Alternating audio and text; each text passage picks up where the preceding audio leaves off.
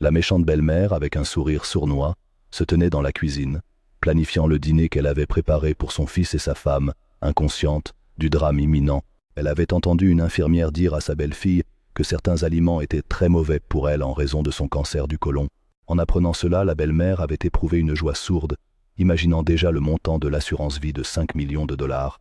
Elle prit la décision d'utiliser des ingrédients que sa belle-fille ne devait absolument pas consommer, se délectant de chaque plat qu'elle préparait.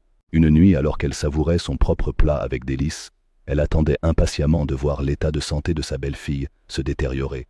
Soudain, elle commença à vomir et s'effondra au sol, perdant connaissance dans un tableau chaotique.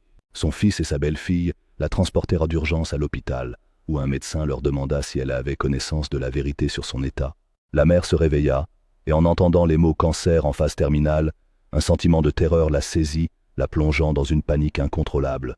Dans un accès de désespoir, elle se mit à courir dans les couloirs de l'hôpital, cherchant désespérément des réponses, et confrontant une infirmière qu'elle considérait comme responsable